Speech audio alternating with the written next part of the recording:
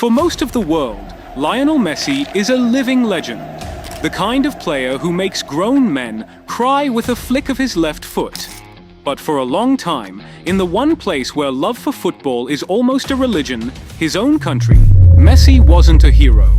He was a traitor, a disappointment, a fraud.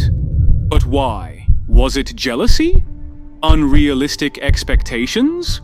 Or was there something deeper, something woven into the very fabric of Argentina's football obsession?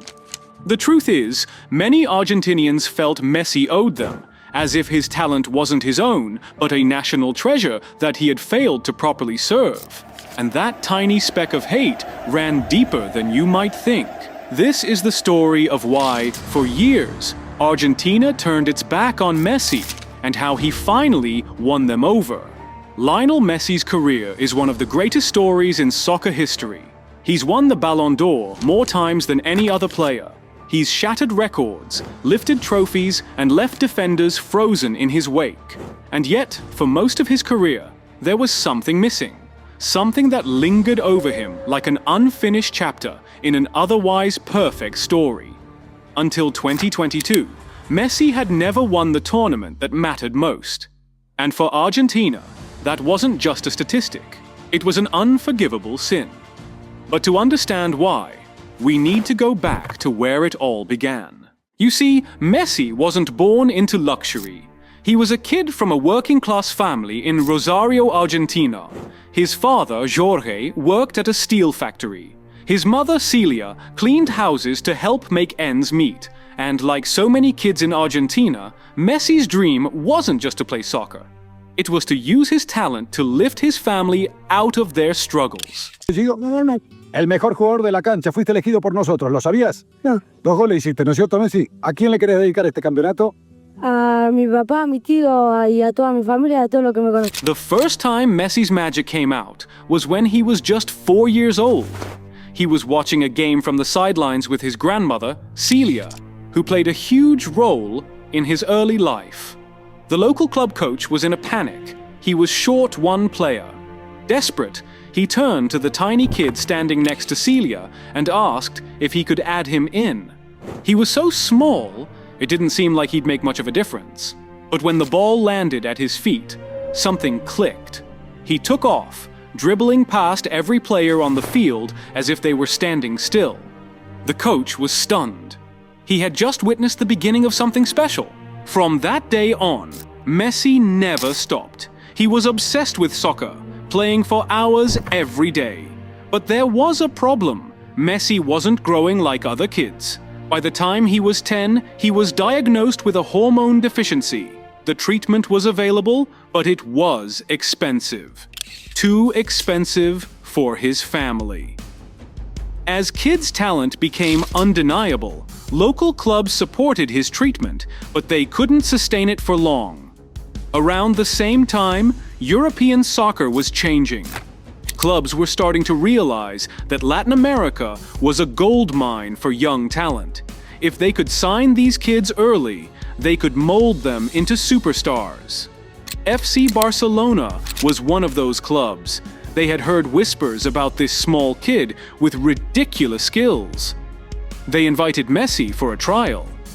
The decision wasn't easy. Moving to Spain meant leaving behind everything he knew. But the Messis didn't have a choice.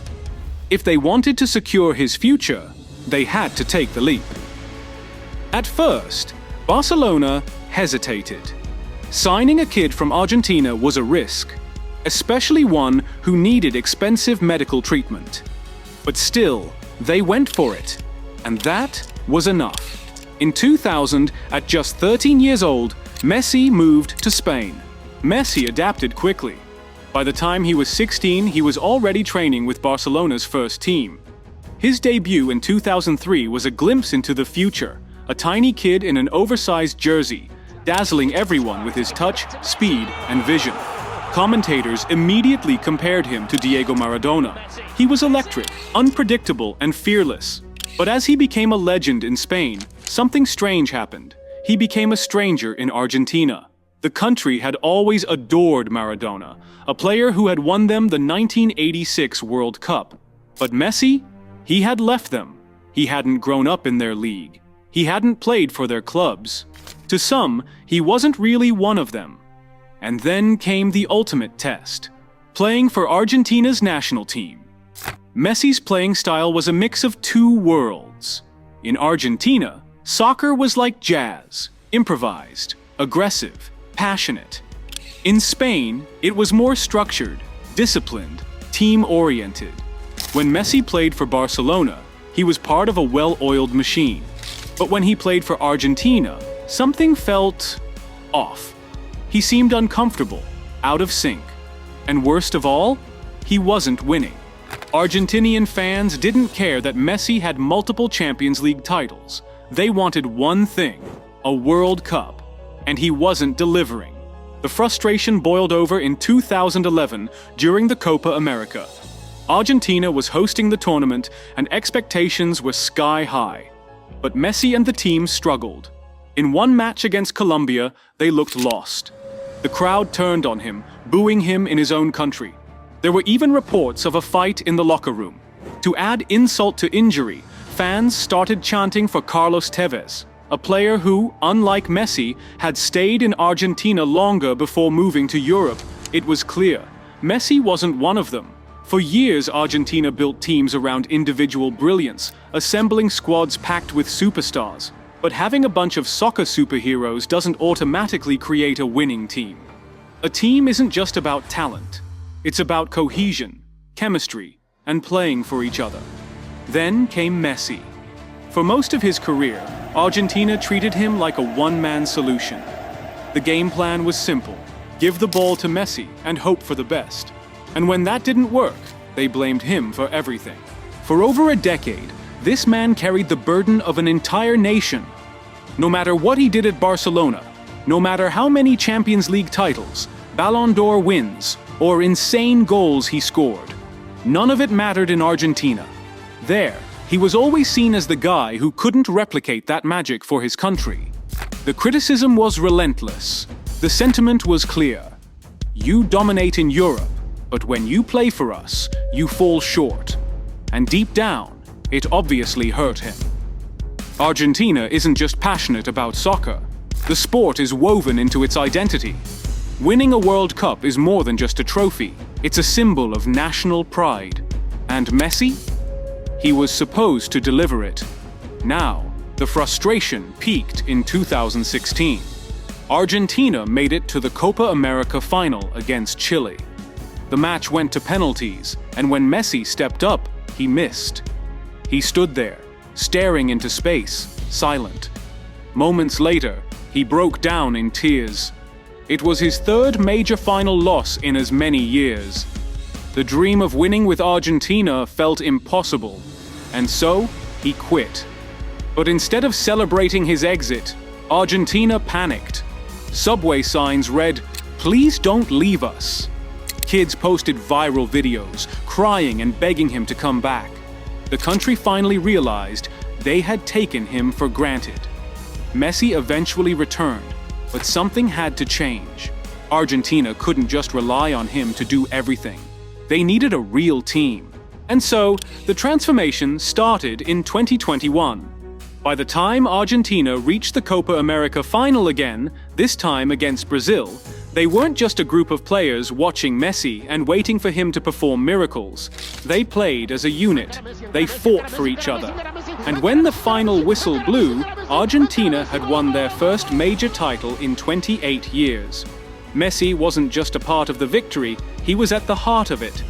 His teammates carried him on their shoulders, celebrating like they owed him this moment. Because in many ways, they did. That Copa America win wasn't just a trophy. It was proof that Argentina had finally built something sustainable, something bigger than Messi alone. Heading into the 2022 World Cup, Messi knew this was his final shot. He had already achieved everything in club football. He had won Copa America. But the World Cup, that was the last missing piece. Then came the historic upset.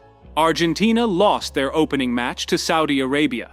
The entire world laughed. The usual Messi critics came out in full force. But something was different this time. Messi himself. There was no panic, no collapse. He led Argentina through the group stage, through knockout rounds, past the Netherlands in a brutal quarterfinal, and then through Croatia in the semis. And then the final. A World Cup final for the ages. The game had everything: drama, brilliance, heartbreak, and redemption. Messi carried the entire weight of Argentina's hopes for nearly 2 decades, opened the scoring. Kylian Mbappé answered back. Not once, but twice.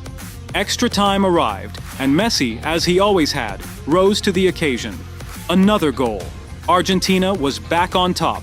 But again, Mbappé refused to let it end. A penalty, a hat trick. The dream hung in the balance once more. And then, the moment of truth. A penalty shootout. Every player stepping up, every shot carrying the weight of history. Argentina held its breath. Emiliano Martinez, their fearless goalkeeper, made the saves that mattered. And then, victory. Argentina had won the World Cup. Messi collapsed to his knees, overcome with emotion. Teammates rushed to him, lifting him up, wrapping him in the love that had, for so long, felt distant. The stadium roared. The weight of years of near misses, of relentless criticism, of carrying an entire nation on his back, it was all gone in an instant. But this victory was about more than just a trophy. No. El mejor jugador de la cancha, fuiste elegido por nosotros, ¿lo sabías? No. 2 goles hiciste, ¿no es cierto, Messi? ¿A quién le querés dedicar este campeonato? A mi papá, a mi tío y a toda mi familia, a todo lo que me conoce. Messi didn't just win the World Cup, he rewrote his story. He transformed from the outsider, the kid who left Argentina for Spain, to the country's ultimate hero. He didn't have to be Maradona. He didn't have to be the loud, rebellious leader people once thought he needed to be. He won in his own way, quiet, humble, relentless.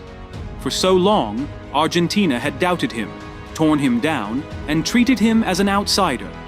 But now, there was no debate. He was theirs, the greatest player their country had ever produced. And for the first time, he didn't need to prove anything anymore. The story had come full circle. But what do you think? Did winning the World Cup cement Messi as the greatest of all time? Or was his legacy already strong long before that? Let us know in the comments.